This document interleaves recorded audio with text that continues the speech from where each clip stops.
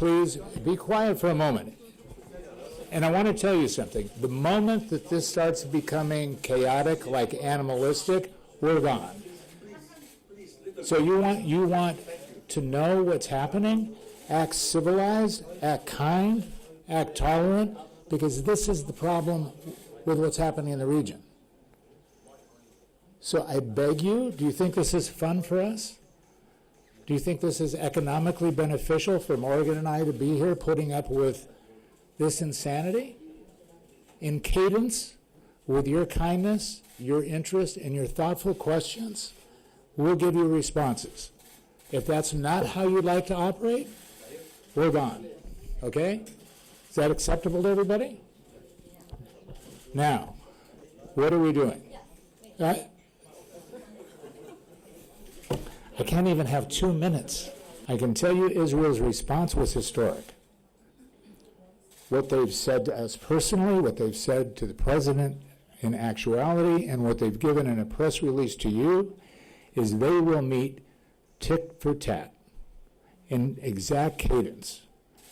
What we will do in an effort to make sure that Hezbollah is not armed as an adversary against them, they will withdraw in the same cadence. So let me ask you a question. How long has UNIFIL been there? How much do you pay them a year? I'm a businessman. Make it simple for me. No, $1 billion a year. How many years have they been there? You're all journalists. You're brilliant. You've been researching this so you can grill me every day. How many years has UNIFIL been there? Anybody? Yes. Yes. Right? So I'm just a businessman. It's okay, $1 billion a year, 22 years of efficacy, and you're in a swamp. They haven't fired a bullet. They haven't fired a shot. You're in a worse dilemma than you've ever been with Israel and Hezbollah, and you want us to weigh in more with laugh. Laugh is the answer. Your answer is laugh. Your answer is not UNIFIL. The Secretary of the United States position is we will extend for 1 year. That's our position today. We have to decide by the end of August. Of course, France is not in that position. My personal position is I sponsor the President of the United States and the Secretary of State 100%. Concentrate on laugh. You have to do it yourself.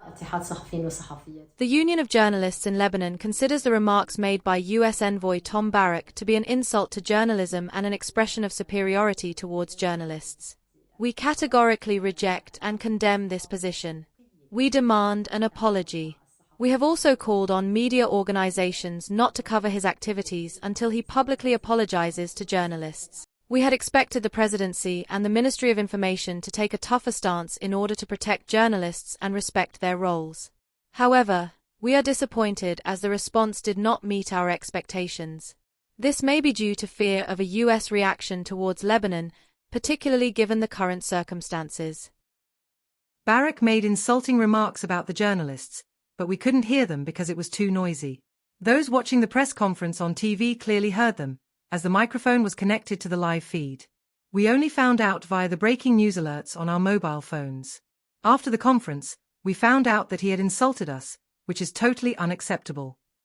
Their silence so far suggests a sense of superiority towards us Arab journalists.